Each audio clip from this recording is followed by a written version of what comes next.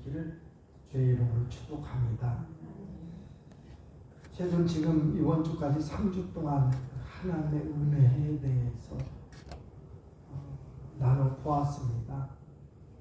맨 먼저 본 것이 은혜를 누리는 삶이라는 제목이었어요. 은혜를 누리는 삶을 얘기할 때에 은혜가 어떤 것이냐라고를 짚고 넘어갔습니다. 그것을 알기 위해서 우리의 삶의 현 주소 하나님과의 관계 속에서 우리 자신을 돌아보는데 우리는 죽을 수밖에 없는 인생에 불과했더라. 숨을 쉰다고 다 사는 게 아니라 영적으로 완전히 100% 죽은 인생에 불과했더라. 그런 우리의 힘으로서는 생명을 누려갈 가능성이 제로 완전히 없었는데 딱 유일한 방법은 하나님이 주시는 생명, 그래서 은혜라고 했습니다. 지난 시간에는 그 은혜의 자리로 부르시는 하나님을 말했어요. 은혜의 바다로. 하나님의 은혜가 성전을 통해서 흘러가는데 마침내 바다에까지 이르고 그 바다를 살리는 능력이 되더라. 거기 가서 보니 다른 바다의 은혜를 말하게 되는데 처음 재보니까 발목이 잠기고 다시 재보니까 무릎까지 닿고 다시 쟀을 때는 허리까지 이르고 다시 쟀을 때 이제는 물속에 풍덩 잠길 수밖에 없는 은혜의 바다더라는 거죠. 그것을 통해서 그런 얘기를 했습니다. 그 바다처럼 넘치는 하나님의 은혜 앞에 결국 우리는 어떻게 반응하며 살 수 있을까? 하나님의 은혜는 손이 짧아서 우리 삶에 미쳐지지 못한 것이 아니라 하나님의 은혜는 죽은 우리의 생명을 살리는 능력으로 우리에게 찾아오는 건데 결국은 우리가 얼마만큼 그 은혜의 보좌에서 몇 발짝을 떼놓느냐, 그것이 은혜의 모양새와 규모를 결정하는 중요한 것이 되더라 라고 하는 것입니다. 그 은혜를 오늘도 논하는데 은혜의 통로라는 제목으로 삼은 이유는 하나님의 이 말로 다 표현할 방법이 없는 넘치는 은혜가 있는데도 불구하고 그 은혜가 우리 삶에 도달하는 통로가 막혀버리면 이건 우리가 은혜의 삶을 아무리 사모한다 한들 남의 얘기에 불과하더라는 거죠. 그래서 은혜의 통로 제목 삼고 은혜 통로를 얘기할 때 꼭 빼놓고서는 안 되는 것들 한번 하나하나 짚어 가보도록 하겠습니다. 먼저 우리가 꼭 잊지 말고 기억해야 될 게 있어요. 은혜라고 하는 말은 뭐냐 이것입니다. 우리 은혜라는 말 많이 사용하지요. 그럴 때 저는 뜻을 좀 명확히 하고 싶은 생각에 은혜라고 하는 단어를 사전적으로 찾아봤어요. 그랬더니 첫 번째 의미는 뭐냐면 사랑으로 베풀어주는 신세나 혜택 이렇게 돼 있어요. 단순히 일반화시켜서 이해할 수 있는 내용이기도 하더라고요. 근데 두 번째 의미에 가서는 우리 신앙적으로 관심을 갖게 되는 표현이 있더라고요. 사전적인 의미가 그래요. 곧 인류에 대한 신의 사랑. 이 신은 뭡니까? 안 믿는 사람은 신이라고 그러지만 하나님이지요. 유일하신 신. 인정하든 부정하든지 간에 신은 오직 하나님 한 분이신 것을 우리는 믿습니다. 그런 하나님을 일컫는 표현이라고 하다 보니까 이 은혜라고 하는 표현은 하나님께만 적용시킬 수 있는 내용이더라. 그래서 하나님 앞에 말씀으로 그냥 곧바로 나아가게 되는 거죠. 그럴 때에 이 하나님이 베풀으시는 은혜는 한마디로 정의하자면 제한이 없고 차별이 없고, 할렐루야, 제한이 없어요. 만약에 우리 삶에 하나님의 은혜가 제한받는다면 우리 죄가 제한시키는 것뿐이지 하나님이 제한시키는 것은 하나도 없더라고요. 그리고 어떤 사람에게는 많고 허용하고 어떤 사람에게는 그렇지 못하고 기준도 달라지고 수량, 분량 면에서도 차이가 있고 한 차별적인 것이 아니더라 하는 것입니다. 그래서 이 이야기를 다 종합해서 결론을 내려보니까 은혜는 뭐냐? 제한 없이 쏟아부어 주시는 하나님의 사랑이더라. 할렐루야. 이 사랑이 저와 우리 성도들에게 넘쳐날 수 있기를 주님의 이름으로 축복합니다. 제한 없이 쏟아부어 주시는 하나님의 사랑. 근데 은혜라고 하는 것이요, 얼마나 아름다운 단어인지, 은혜라고 하는 말을 생각하다 보니까 그냥 단순히 여기에 이런 정의에 그치기에는 아쉬움이 있더라고요. 내 생각을 쫙 하다 보니까 자꾸 말이 만들어져 가요.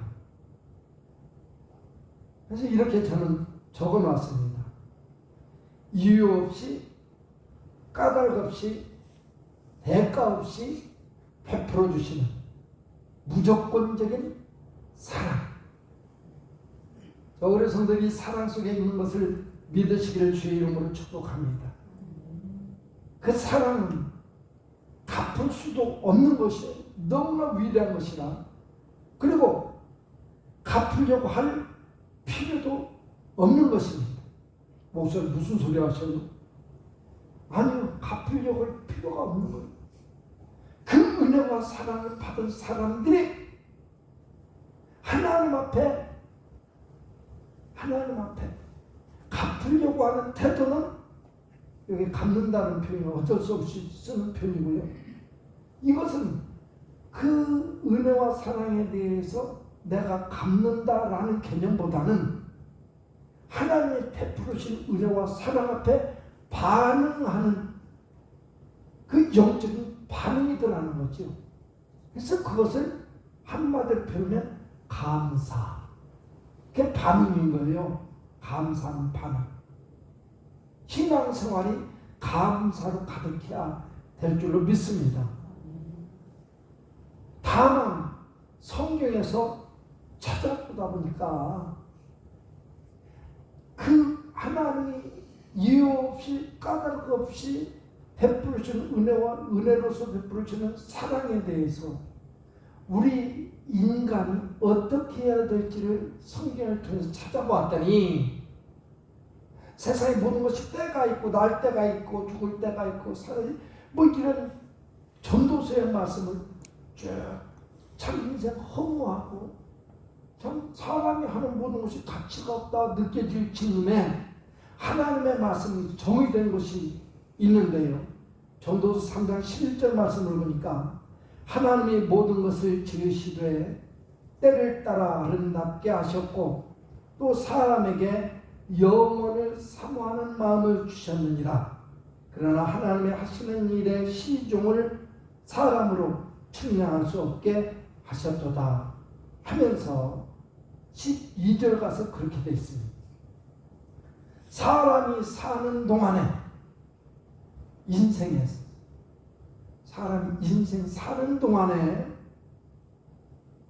기뻐하며 선을 행하는 것보다 나은 것이 없는 줄을 내가 알았고, 그래서요, 이제 그래서는 덧붙여서 사람마다 먹고 마시는 것과 수고함으로 낙을 누리는 것이 하나님의 선물인 줄을 또한 알았도다.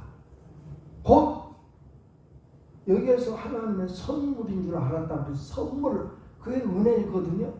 하나님 주신 사랑, 선물이에요. 선물. 무엇이?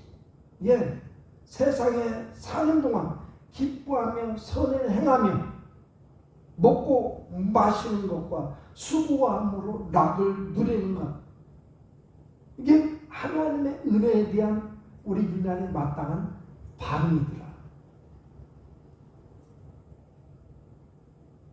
어떤 면에서 그 하나님의 은혜와 사랑이 앞에서, 사랑 앞에서 우리가 그것을 갚으려고 노력하는 것, 갚아야 된다고 하는 생각, 이것이 교만일지도 모르겠다.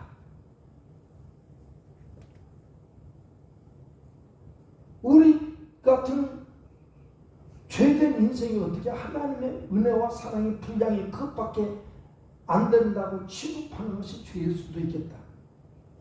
그래서 오늘 이 전도서의 말씀이 문득 생각나서 짚어봤습니다.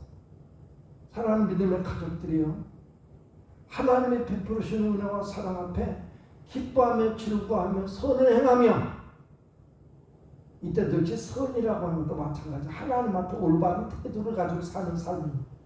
선을 행하며 먹고 마시며 수고함으로 낙을 누리는 하나님의 거룩한 백성들이 다 되시기를 주님의 이름으로 축복합니다. 그렇다고 본다면 우리 삶의 모든 것 은혜의 요소들이 될 수 있다고 하는 생각을 갖게 되지. 아무튼 이런 얘기를 꼭 부여잡고 은혜로 한번 여행을 떠나봅니다. 그럴 때에 본문의 말씀을 보았더니 이 은혜에 대한 통로 말하게 되는데, 바울이라는 사람이 쓴 거잖아요. 로마서는. 이 바울이 하는 말 중에 주목해야 될 표현이 있더라고요. 곧 16절, 15절 중간쯤에 하나님께서 내게 주신 은혜로 말미암아, 여기도 하나님이 주신 은혜가 나오잖아요. 은혜로 말미암아 한 다음에 16절 들어가서 이 은혜는 그랬습니다. 이 은혜는 곧 나로 이방인을 위하여, 나로 이방인을 위하여. 왜? 하나님이 내게 주신 은혜가 그냥 그치질 않고 올바른 반응으로 나타나는데, 그것은 뭐냐? 나로 이방인을 위하여 사명감으로 찾아오더라는 거죠. 사명감. 하나님의 은혜에 대한 올바른 반응, 나 되는 것은 주님의 은혜라고 하는 태도로 말미암아 가질 수 있는 신앙의 태도, 그것은 사명감이라고 말할 수 있는 표현이 등장하더라는 것이죠. 이방인을 위하여 그리스도 예수의 일꾼이 되게 하셨더라. 이 말씀 저와 우리 성도들이 아시는 하나님의 메시지가 될 수 있기를 주님의 이름으로 축복합니다. 일꾼에 대해서 일을 해야 돼. 그러면 무슨 일을 위해서? 라고 하는 것이거든요. 그때에 이방인을, 중간에서 16절 중간, 이방인을 끝에 나가서 받으신, 거룩하게 되어 받으실 만하게 하려 하십니다. 사도 바울에게 은혜 베푸신 이유는, 오늘 우리 성도에게 은혜를 베푸시는 이유는 하나님 주님 삶을 기쁘게 하고 즐겁게 하고 행복하게 하고 선한 일을 하게 하고 수고로움으로 나를 누리게 하고, 여기에 있지만 이 속에 담겨진 또 다른 의미를 캐내자면 나를 하나님의 뜻 가운데 제대로 세우려고 하는 하나님의 계획이 포함되어 있는데, 그것을 받아들이는 입장에서는 사명이라는 단어에 어울리는 그러한 새로운 삶의 길로 이끌어 주시는 은혜가 되더라 라고 하는 것입니다. 이런 하나님의 은혜 자리로 마음껏 나갈 수 있기를 주의 이름으로 축복합니다. 그런데 보니까 인생 믿음의 사람들을 낱낱이 살펴보다 보면 이 은혜가 동일하지 않다고 하는 것을 깨닫게 됩니다. 어떤 사람은 넘치는 은혜가 됐는데 어떤 사람은 참 빈약하기가 이를 데 없는 은혜 생활을 하는 경우도 많이 있더라고 하는 것이죠. 그럼 고민하게 됩니다. 이런 현상은 어떻게 왜 발생하는 것일까? 라고 하는 것이죠. 결국 그것입니다. 은혜 통로 문제. 은혜 통로가 얼마만큼 주님을 향해서 열려 있는가 라고 하는 것이죠. 주님께 대해서 통로가 열려 있는지 닫혀 있는지, 교회 생활, 신앙 생활에서 은혜 통로가 얼마나 열려 있는지 닫혀 있는지, 또는 교회 생활에서는 은혜 통로가 열려져 있는데 가정 생활에서는 닫혀 있는지, 또는 사회 생활에서는 닫혀 있는지, 거기에 따라서 은혜의 규모가 달라진다. 결국 다시금 이쯤에서 중간 정의를 내리자면 하나님의 은혜는 우리 모습에서 달라지는 이유가 내가 그 은혜를 제한시키기 때문이다. 이 얘기를 하게 되더라고 하는 사실. 그래서였던지 성경 말씀을 보았더니 요한복음 1장 12절에서는 그렇게 말합니다. 영접하는 자, 곧 그 이름을 믿는 자들에게는 하나님의 자녀가 될 권세를 주셨으니, 그 이름을 영접하는 자에게는 결국 그 은혜가 통로가 활짝 열려 영접한다고 그랬으니까 활짝 열려지는 자에게는 하나님의 자녀가 되는 권세를 주셨더라.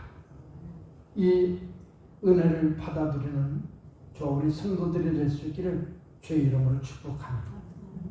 그래서 생각하다 보니까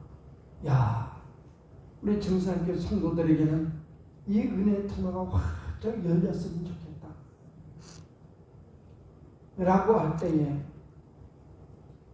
상상력을 동원해 가지고 만약에 그래서 은혜가 가득 넘쳐나는 삶을 살 때에 어떤 모습일까 상상을 해보았습니다. 그랬더니 참 손에 쥐어지는 것이 뭐였냐?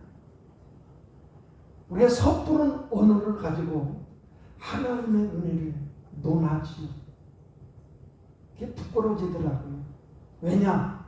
하나님의 은혜가 제한받지 않고 우리 삶에 이루어졌을 때 그때 말할 수 있는 은혜는 모양이, 색깔이 전혀 다르더라는 거죠. 그때 사랑, 하나님의 사랑, 그때 경험할 수 있는 하나님의 사랑을 그래서 저는 이렇게 이름 붙였습니다. 진정한 하나님의 사랑이다. 얄팍한 언어로 표현될 수 있는 그런 하나님의 사랑이 아니라 하나님의 사랑은 이것입니다. 하나님의 사랑은 저것입니다. 아니야, 내 것이 최고고 내 것. 누가 어디에서 그런 얘기가 다툼이 생겨나면 피식 웃을 수밖에 없는 그런 넘치는 진정한 사랑을 경험하는 사람이 될 것이더라 하는 것입니다. 그 진정한 하나님의 사랑을 저는요 구약성경의 말씀에서 찾아봤어요. 구약성경의 말씀에 나오는 하나님의 백성, 그는 누구냐? 이스라엘 사람들이잖아요. 단순히 저 중동에 사는 이스라엘 아니라 그들은 하나님의 선택받은 사람, 하나님의 사랑받은 사람, 인생이 우리 인간이잖아요. 그러니까 대표적으로 이스라엘을 꼽은 건데 그 이스라엘과 관계 맺어가시는 하나님의 모습을 보면서 그 진정한 사랑을 한번 볼 수가 있었습니다. 구약에 나온 그 하나님의 사람 이스라엘 백성들은 하나님에 대한 태도가 어땠느냐? 끊임없이 하나님의 사랑을 거절하고 외면하고 뿌리치고 그런 사람들이었습니다. 그런데 그런 이스라엘 백성을 향해서 하나님은 참 기가 막힌 은혜를 가지고 관계를 끝까지 포기하지 않고 관계를 맺어주셨는데 그 모습이 이렇게 변했어요. 그럼에도 불구하고 끊임없이 이스라엘에게 찾아가셔서 참견하시고 간섭하시는 하나님이셨더라. 내 이름 한번 불러봐. 나 한번 돌아봐. 라고 하시듯이 끊임없이 이스라엘 곁에서 참견하시고 간섭하시고 나 좀 보라고 내 이름 부르라고 우리 성도들의 삶의 주변에서 끊임없이 찾아오사 느끼게 하시고 알게 하시고 아멘 좀 하셔요. 할렐루야. 깨닫게 하시고 그래서 하나님의 사랑이 진정한 사랑의 통로였다는 사실이죠. 이쯤에서 정말 정신 차린 그리스도인들은 그런 질문을 하는 왜요? 내가 한 짓이라고는 하나님을 거역하고 외면하고 뿌리친 것밖에 없는데요.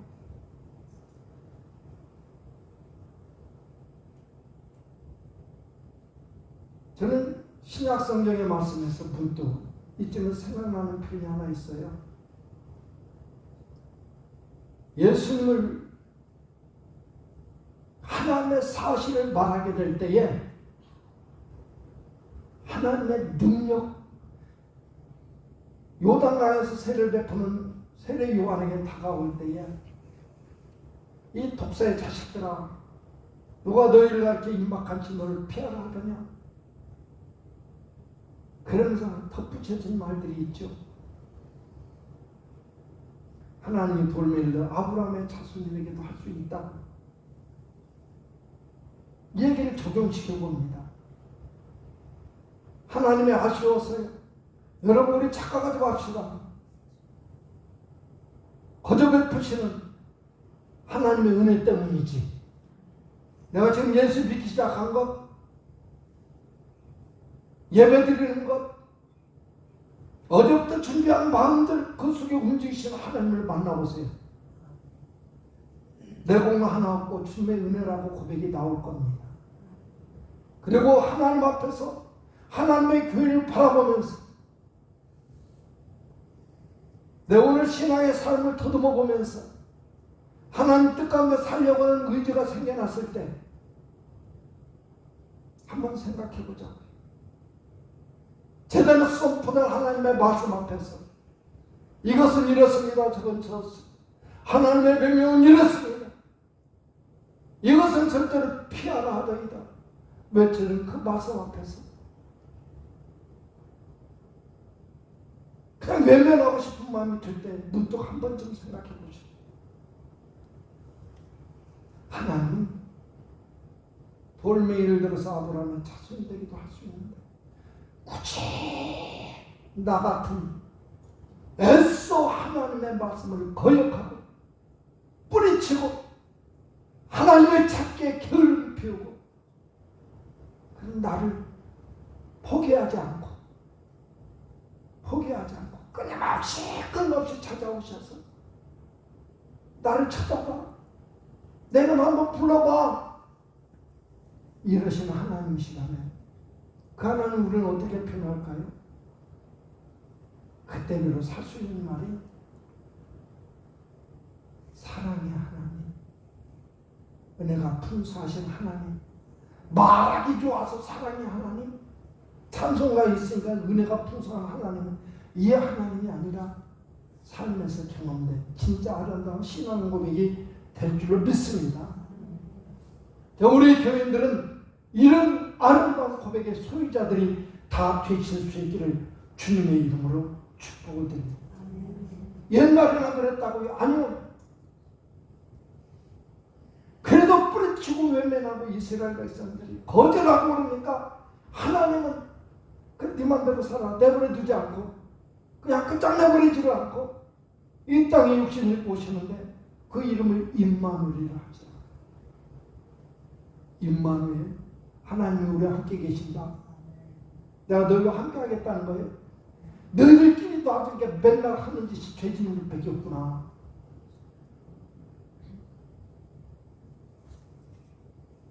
한번 따라해 볼래요? 내 얘기네요.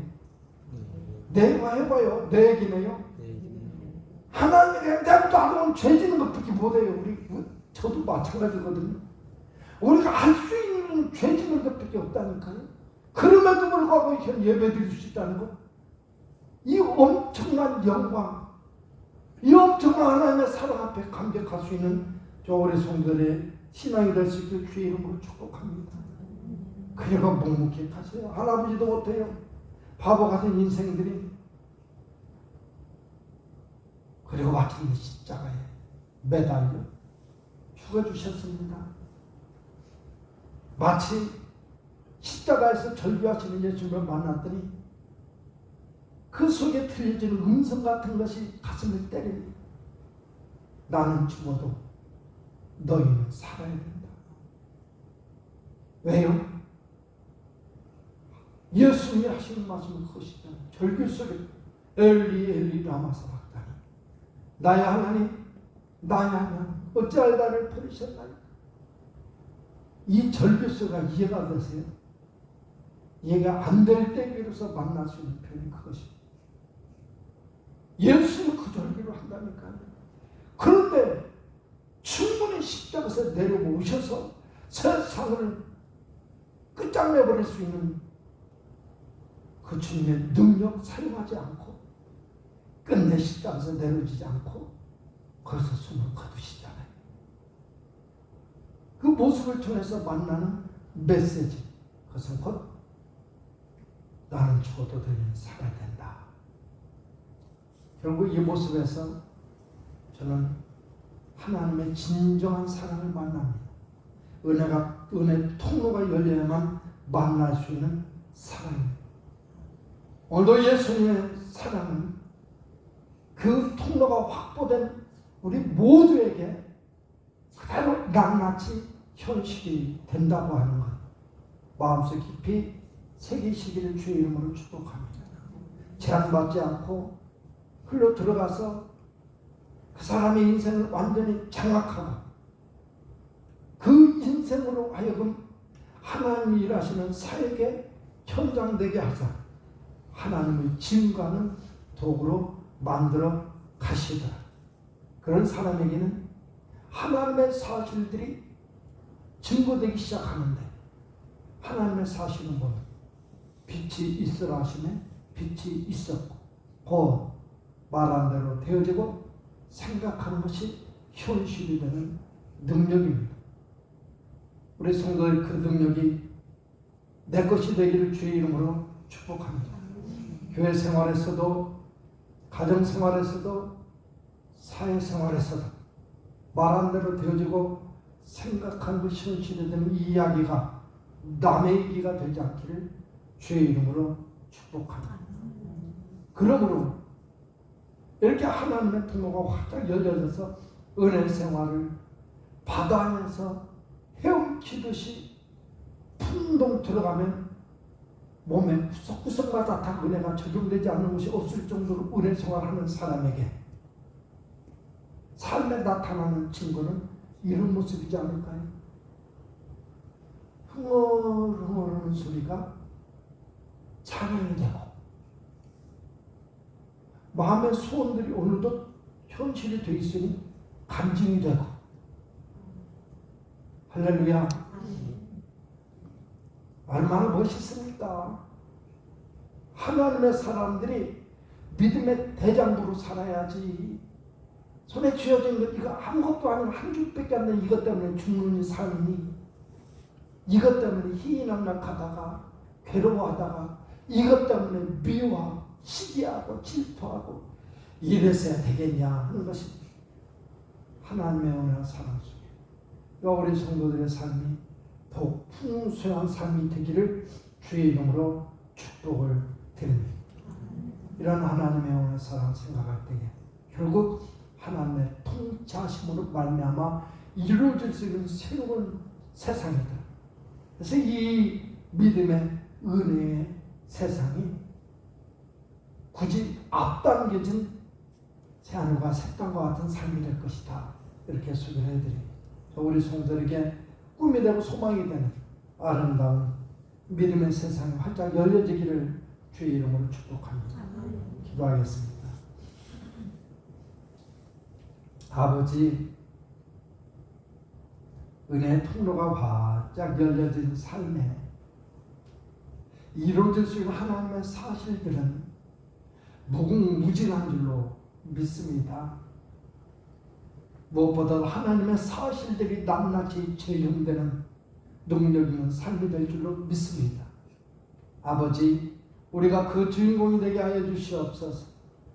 주님 앞에 믿음으로 반응하며 그것이 주님께 더욱더 어여쁨 받을 수 있는 통로가 되게 하여 주시옵소서. 날마다 순간순간마다 어떤 환경에 의해서 좌지우지되는 은혜의 현장이 아니라 오직 주님으로 말미암아 기뻐하며 즐거워하며 행복하며 그런 은혜의 삶이 될 수 있도록 그 통로가 활짝 열려지게 하여 주시옵소서. 예수님의 이름으로 기도를 싸움합니다. 아멘.